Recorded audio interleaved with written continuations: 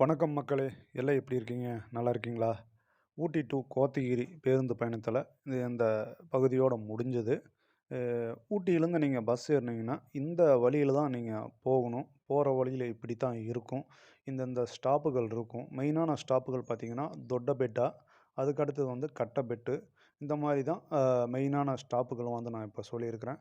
இந்த வழியில தான் வந்து நம்ம கோத்தகிரி போய் சேரணுங்க. நீங்க கோத்தகிரி போயிட்டீங்கன்னா, கோத்தகிரியிலேருந்து நீங்க மேட்டுப்பாளையத்துக்கு அடிக்கடிக்கு பஸ் இருக்கு. அப்படியும் கூட நீங்க போய்க்கலாம். இந்த ஊட்டியிலேருந்து இந்த கோத்தகிரி டூ கோத்தகிரிலேருந்து மேட்டுப்பாளையம் போறக்கு வந்து சூப்பரா இருக்குங்க ரோடு. உங்களுக்கு வந்து போக்குவரத்து வந்து நெரிசல் இல்லாம இருக்கும் இந்த வழி. இந்த வழியில நீங்க பயணம் செஞ்சீங்கன்னா, நீங்க வந்து எந்த சிரமமும் இல்லாம நீங்க மேட்டுப்பாளையம் போயிடலாம். மேட்டுப்பாளையத்துலேருந்து நீங்க கோயம்புத்தூர், இப்படி எ ஈரோடு இப்படி போய்க்கலாம். ஏன்னா, இந்த ஊட்டியிலேருந்து கோத்தகிரி போற வரைக்கும் ரோடு நல்லாயிருக்கும், அருமையா இருக்கும். டூ வீலர்னாலும் சரி, நீங்க கார்ல போனாலும் சரி, இந்த வழியில போயிருங்க. அது மட்டும் இல்லாம, இந்த கோத்தகிரியிலேருந்து மேட்டுப்பாளையம் வரைக்கும் பார்த்தீங்கன்னா, அ அதாவது வந்து ஹேர் பெண்டுன்னு சொல்லுவோம் இல்லைங்களா? கொண்டை ஊசி வலைகள் வந்து ரொம்பவுமே கம்மி.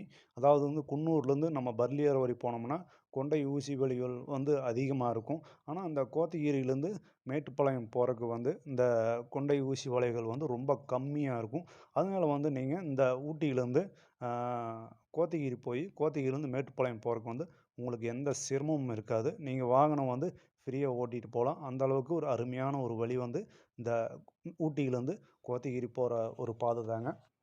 கண்டிப்பா இந்த வழியில வந்து நீங்க டிராவல் பண்ணி பாருங்க. உங்களுக்கு வந்து வேற ஒரு அனுபவம் கண்டிப்பா கிடைக்கும்னு நான் நெனைக்கிறேன்.